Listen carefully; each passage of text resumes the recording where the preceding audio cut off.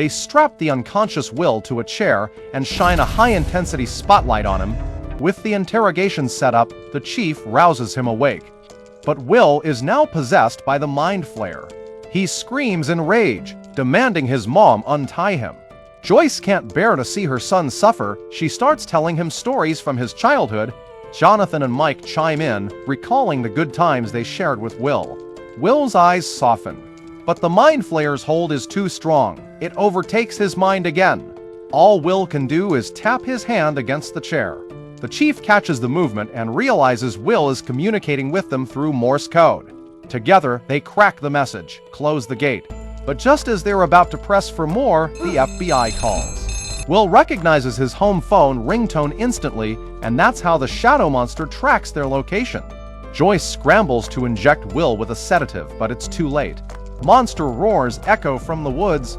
Everyone grabs their weapons, ready to fight to the death. Luckily, 11 bursts through the door. She took down all the monsters with her powers. After a year apart, Mike and 11 throw their arms around each other, pouring out their longing for one another. The chief cuts in, admitting he's the one who hid 11 away, cutting her off from the world. Furious, Mike throws punches at him. But the chief doesn't fight back and holds him gently. Max has always admired 11 from the stories. Now meeting her in person, she offers a hand in greeting. But 11, still jealous of Max laughing with Mike in the gym, ignores her completely.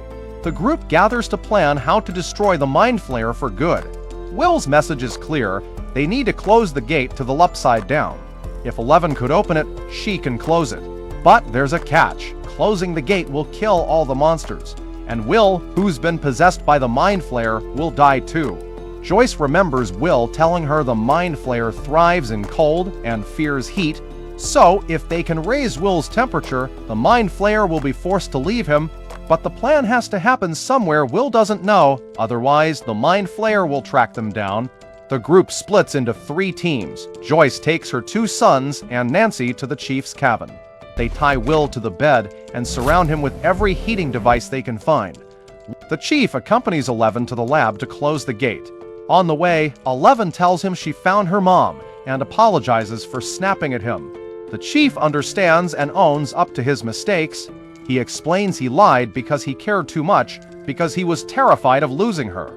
His daughter's death had left his life empty, but 11 filled that void. He'd come to see her as his own daughter. They finally understand each other, and their rift heals. Steve stays at Will's house to watch over the 4 kids. But the kids refuse to sit on the sidelines. They want to help 11. Mike suggests setting fire to the hole the chief dug. The monsters will be drawn away by the flames. They'll leave the lab, clearing a path for 11. Steve shuts down the plan immediately. He promised Nancy he'd keep the kids safe, no risks allowed.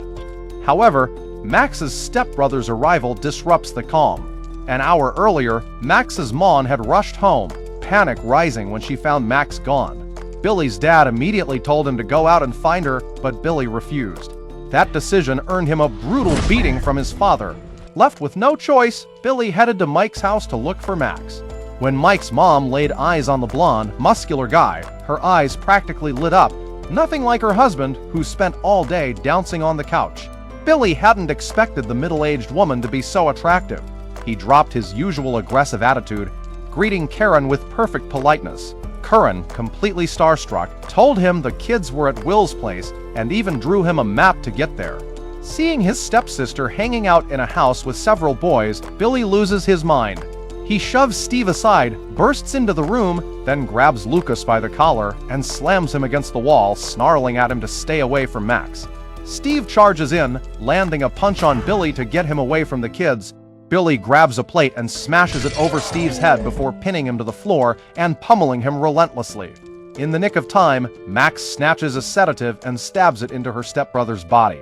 Billy collapses to the ground, but he refuses to back down, spitting threats about teaching the boys a lesson. Max slams the spiked bat down an inch from his crotch, warning him to leave her friends alone.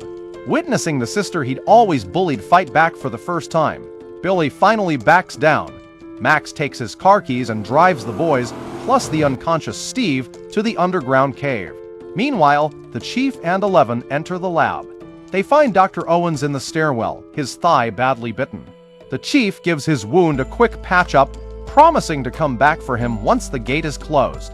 He begs Dr. Owens to help 11 live a normal life after everything is over, so she'll never have to be treated like a lab rat again. Now, shift our focus back to Steve. Dazed and bruised, he finally comes to, only to panic when he sees a 13-year-old girl behind the wheel. To prove her driving skills, Max slams her foot on the gas. The four boys cling to each other in terror, but they reach the cave entrance without a hitch. Steve hates the idea of the kids risking their lives, but since they're already there, he steps into his babysitter role. He leads the kids as they spray gasoline around the tunnel's core, getting ready to set it ablaze. At the same time, Joyce cranks all the heaters to maximum, pointing them at Will. The monster inside him writhes in agony, torturing the boy. Being soft now is letting that thing win, and dishonoring Bob's death. Minutes later, black tendrils gather around Will's face. The monster thrashes wildly, taking control of Will's hand to strangle Joyce. Nancy jabs a red-hot poker at Will. Right then, Steve flicks a lighter, igniting the vines. Tortured by heat from both inside and out, the mind flare can't take it anymore. It bursts from Will's mouth and scurries away. Will snaps back to his senses immediately. Jonathan immediately radios the chief to close the gate. 11 follows the chief down in the elevator. Fear creeps in. She never imagined the gate she opened by accident would grow this massive. She holds out her right hand, ready to take responsibility for what she's done. On their way out of the cave, a monster blocks the boys' path. Dustin recognizes it as D'Artagnan. He pulls out a nougat bar and offers it to the creature while the others sneak around behind it. Dustin shares a final goodbye before rushing off with his friends. As 11 begins to close the gate, the monsters sense danger and swarm toward her. Hopper fires his gun, covering her. 11 remembers what Kali taught her. She focuses on every moment that made her angry, and her powers surge. With all her strength, she slams shut the gate. The monsters drop dead instantly. 1 month later, thanks to Murray's efforts, the media exposes the lab's string of atrocities, forcing its shutdown. The authorities cover up Barb's death with a story about a chemical leak, offering the public a false explanation.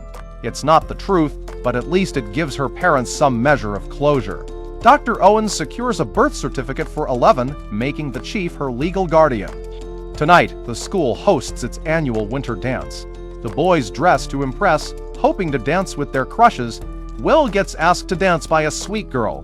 Dustin, following Steve's advice, styles his hair with hairspray for the perfect look, eager to charm the girls, but no one wants to dance with him. Watching Dustin cry, kind-hearted Nancy steps up and asks him to dance, telling him how charming he is. As one of the most popular girls in school, Nancy's gesture makes Dustin the center of attention. All the girls who turned him down are regretful. Meanwhile, Mike finally sees 11 in a dress.